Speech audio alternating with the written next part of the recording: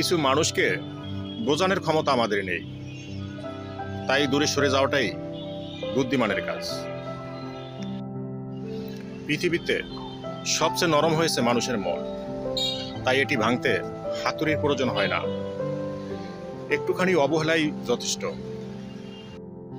পৃথিবীতে সবচেয়ে আপন হলো মা, আর কেউ যদি তোমাকে অবহেলা করে সেটা তার দোষ নয়, কারণ তুমি তাকে বেশি ভালোবেসে ফেলেছ।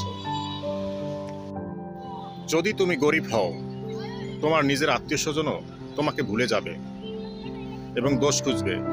আর যদি তুমি ধনী হও, তোমার দুঃসম্পর্কের আত্মীয়রা তোমাকে দুবেলা খবর নেবে, ফোন দিবে। সময় থাকতে প্রিয় মানুষটিকে মূল্য দিও, হারিয়ে গেলে কেঁদে কি লাভ। সম্পর্ক টিকিয়ে রাখার ইচ্ছা যদি দুজনেরই থাকে, তাহলে কোনো সম্পর্কই ভেঙে যায় না। আর প্রবল ইচ্ছা যদি তোমারই থাকে, অন্য পাশ থেকে কোনো সাড়া না পাও, সে সম্পর্ক কখনোই টিকে না।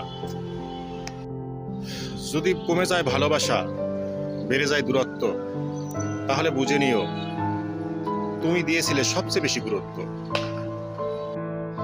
মায়া ত্যাগ করতে শিখো, দেখবে এমনিতেই কষ্ট কমে যাবে। যে যত বেশি ভালো, যত সরল হয়, তার কষ্ট ততই বেড়ে যায়, কারণ আশপাশের মানুষগুলি তখন তাকে ঠকায়। তুমি এমনভাবে তৈরি করো যে তোমাকে ছেড়ে গেছে সে যেন তোমার কাছে আসার জন্য আফসোস করে।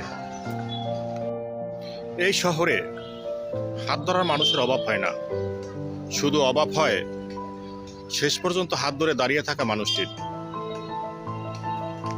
জীবনে দুই ধরনের মানুষের থেকে দূরে থাকবেন, ব্যস্ত মানুষ এবং অহংকারী মানুষ। কারণ ব্যস্ত মানুষেরা নিজের ইচ্ছা ছাড়া কথা বলবে না, আর অহংকারী মানুষেরা নিজের স্বার্থ ছাড়া কথা বলবে না। কিছু কিছু সম্পর্ক শেষ হয়ে যেন হয় না, একজন হয়তো বদলে যায়, কিন্তু আরেকজন সেই বোঝা নিয়ে সারা জীবন ঘুরে বেড়ায়। তার জন্য বিশ্বের প্রয়োজন হয় না, ছোট ছোট অবহেলাগুলিই যথেষ্ট। গুরুত্ব তাকেই দিও যে তোমার মূল্যটা বোঝে। ফলে মানুষের সামনে যে তোমাকে অপমান করে তাকে বন্ধু বানিও না। প্রিয় মানুষের সঙ্গে কথা না বলে থাকাটাই সত্যি খুবই কষ্টের। ধৈর্য মানুষকে উন্নত করে, আর রাগ মানুষকে ধ্বংস করে।